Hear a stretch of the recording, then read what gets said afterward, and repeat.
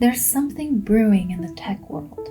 It's called Metaverse. Metaverse. The Metaverse is The Metaverse. It's going to be Metaverse first. The Metaverse. In the Metaverse. This is Fortnite, and this is Ariana Grande. This year, she gave a virtual pre-recorded concert in the game Fortnite that was attended by millions of fans, all of whom were there as their avatars, walking on floating stairs, shooting monsters, or riding through space and time. This is one of the early steps toward what Fortnite's company CEO calls the Metaverse. Will this be our new internet in 10 years?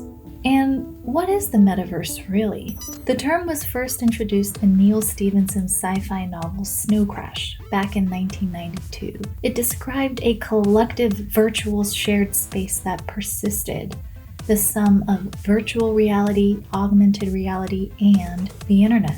And it was further reimagined in Ready Player One. Here, people entered an embodied world, a space where they could play games, they could socialize, they can collect money, and fall in love even. And it was always there. The dream was that you can do anything, you could be anyone, you could go anywhere, regardless of real life circumstances. But remember this? This was how Tron envisioned the internet, a literal information superhighway. They call it the information superhighway, a coming network of two-way communications that will soon carry a limitless flow of entertainment and information to and from the home. Similarly, our early depictions of the metaverse are imaginative, but probably off. No one can know exactly how it will look, but we do know some things. But it's sort of some combination of, number one, AR and VR will merge with games, merge with the real world. You can kind of think about the metaverse as an embodied internet, right? Where instead of just viewing content, you are in it and you feel present with other people. The best way to think about it is a quasi-successor state to today's mobile internet. The iteration is not necessarily going into a smaller computer, but into virtual worlds, virtual simulations. Just like the internet wasn't built by one centralized company, the metaverse isn't going to be one centrally controlled world off the back of a sole male genius, regardless of how Ready Player One or Hollywood would like to make us think. It will require a collective of players, perhaps even a battle royale of sorts, to make this future a reality. In some ways, the metaverse doesn't feel so far away. Remember Fortnite's Ariana Grande concert? That's not the only thing Fortnite's been up to. There was a Travis Scott concert, they've got Marvel, Star Wars, the NFL. You see, Fortnite was designed to be a social space where the game got better as more of your friends used it, and it was built around live services. The game's content never ended. It could always be updated, and it has been.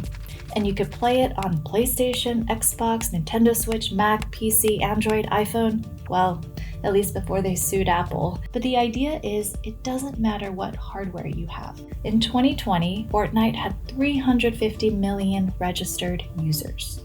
And then there's Roblox. Roblox is a social game. So if you sign on and you start playing and you realize that there are all these characters in these games, behind these characters are people, but you don't know any of them, you realize, well, this would be more enjoyable if I invited my friends. Roblox has taken off during the pandemic, and 67% of its users are under the age of 16. 25% are under the age of 9. The most popular game, Adopt Me, has been played more than 10 billion times. It's a virtual city where players can raise and dress virtual pets, and in Royal High, users attend a fantasy high school as a fairy or royal character. And brands are noticing this too. I actually really like Vans myself, but I don't have a pair of them yet because I haven't bought them. So these two are actually my favorite. I've seen them a lot. Okay. Oh, this is actually sick. And even Gucci partnered with Roblox, because, you know, maybe children have fine taste too. A lot of the items are also available only for a 1 hour span on random days. At least they have balloons, I guess. How much does this cost? 15? Okay, you know what? Honestly, this should have just been free. And it doesn't hurt for luxury brands to target them while their brains are still developing.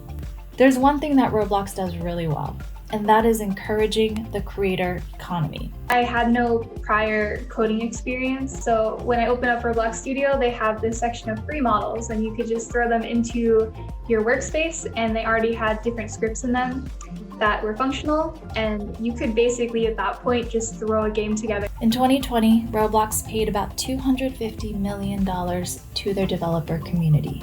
Now I want you to meet Code Miko. Hello, hi everybody, blah, blah, blah, blah. She is what's called a VTuber, short for virtual YouTuber. These are online entertainers who use a virtual avatar to live stream themselves, and they have tons of fans. So Code Miko, here's what she looks like when in human form. She refers to herself as Miko's technician. Now we got my face. It's properly working. My suit is working. My fingers are working. Someone in the chat was like, do you ever stand? Yeah, well, how else do you think I got into this chair? What, do you think I don't have feet or something? Nowadays, you and I can make high-fidelity digital humans. This is MetaHuman. And MetaHuman. It's a free cloud-based app made by Unreal Engine. You can even use your iPhone for facial capture. So with time, the tools to create our virtual selves are only going to get easier and cheaper. And how can we forget about Pokemon Go, the augmented reality game that invited people to catch Pokemon in their real surroundings? All this led to a viral video in 2016 that caught the moment in Central Park, New York, where people stormed to catch a rare Pokemon. This demonstrated that activities that were once associated with the gamers now spread to become a cultural phenomenon.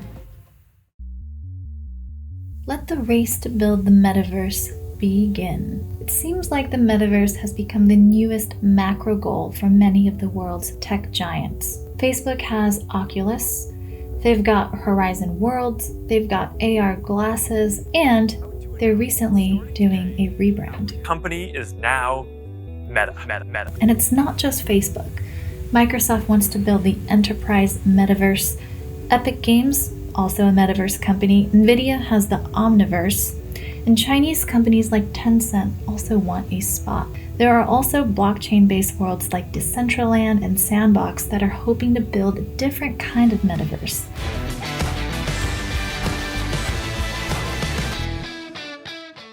And this is just the tip of the iceberg. Some believe that as the major players race to build their own versions of the metaverse, they'll start to develop their own standards and each try to lock in audiences early and build their own walled empires.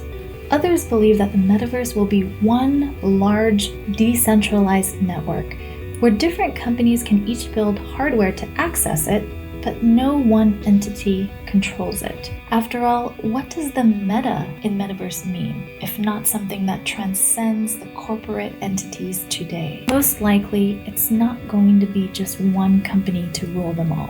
There will be some cooperation, some competition, and some destruction as these key players race to grab share of this next frontier.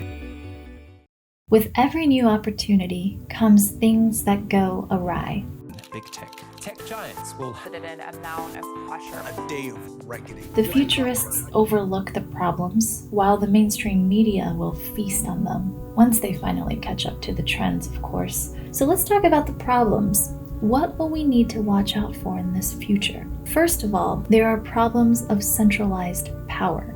The social media giants of today have risen to the stage of being unelected officials. They capture our attention, they influence how we feel, they sell us products, they write the rules, and they sometimes break our trust. During my time at Facebook, I came to realize a devastating truth. Almost no one outside of Facebook knows what happens inside of Facebook.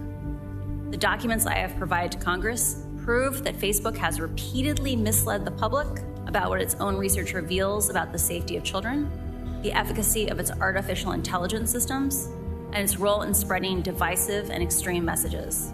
The result has been more division, more harm, more lies, more threats, and more combat. Will they jeopardize our identity, our reputation, our audience, and our incomes? We should be careful about who governs in the metaverse, or the metaverses, because China's metaverse will likely be different. Maybe a little more restrictive. And that brings me to the second problem, the problem of regulators. Regulators aim to do good. We know that, in theory. We also know that they love control. Western regulators are also a little bit slow. Well, how do you sustain a business model in which users don't pay for your service?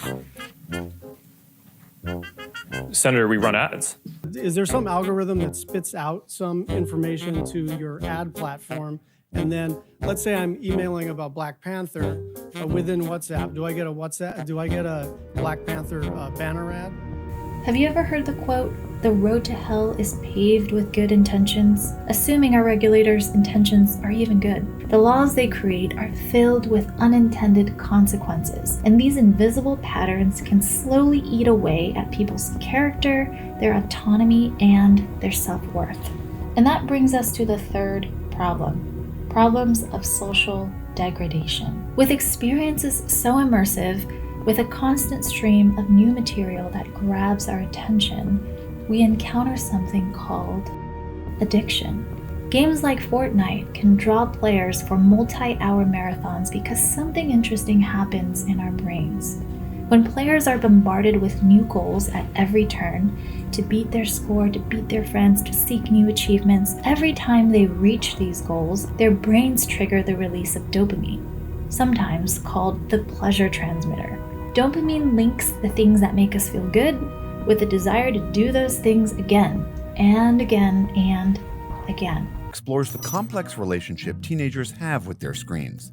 Both the pleasures they take in sharing their lives online with their friends, as well as the darker side, those who lose control of their digital habits and spiral into damaging behavior. When I went to hug him, I could feel the bones in his back, and that was scary. More time in the metaverse means less time in the real world, and that includes building real-world connections. Social isolation impacts our empathy and our social skills.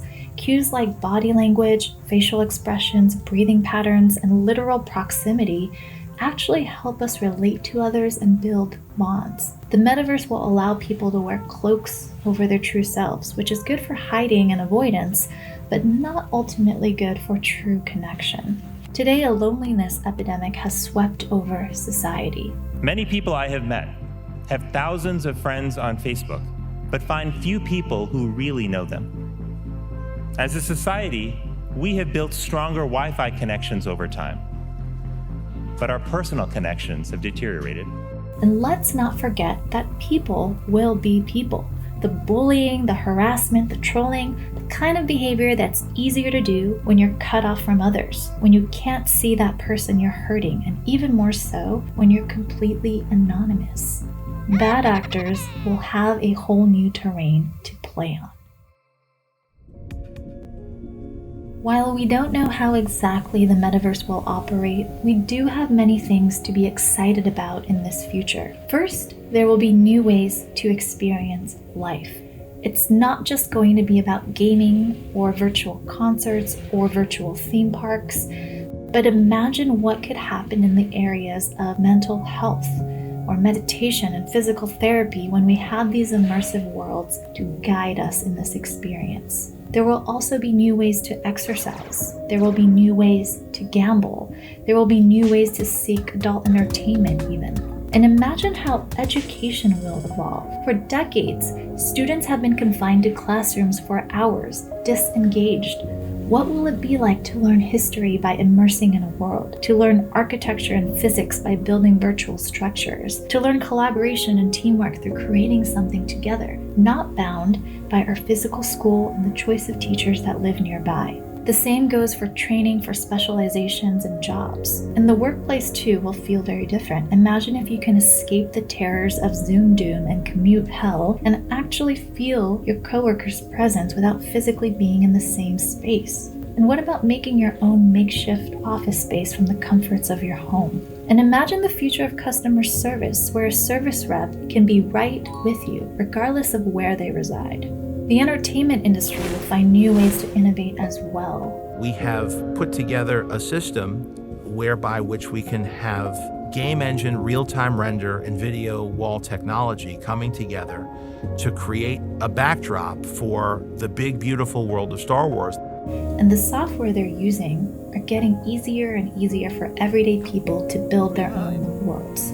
Don't shoot me, don't shoot me, don't shoot me. And that brings us to the topic of creators. Who is going to build these assets and experiences? We know that content creators are nothing new. We have a whole generation of youth interacting with technology, building virtual worlds, and putting their personalities on display. They don't want the 9-to-5 job. They don't want to work for corporations. They want to be creative. They want flexibility. They want to envision a world that's a better place than what the generations before have left them with. We'll have new digital architects. We'll have designers making new skins and outfits for avatars. We'll have a new class of entertainers and celebrities. The answer to the question everybody wants to know. LeBron, what's your decision? In this fall, I'm going to take my talents.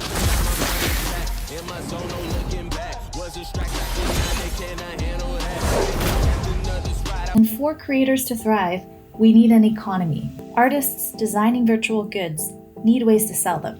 And that will only get easier with the rapid growth of purely virtual assets like crypto and NFTs that offer a way for people to claim ownership over digital assets. These innovations will allow people to not just create, but to own, invest, and sell in the metaverse. This is the Mars house, not actually on Mars or anywhere else. It is digital real estate created by artist Krista Kim. For me, Mars House basically is a representation of the next generation of NFT art. For me, I actually foresee that we will be living in an augmented reality lifestyle within a very short period. The Mars house is up for auction, and the highest bid so far is $512,000. Huh? So impressive. Here's the thing, new technologies, they're just tools. We decide how we want to use them or be used by them. They can foster our human vices or enhance our greatest capabilities. The metaverse is not a solution to all our human existential problems, nor is it something we can blame for debasing our character and responsibilities. What it will offer are new ways for us to reinvent ourselves and learn time and time again what makes us human.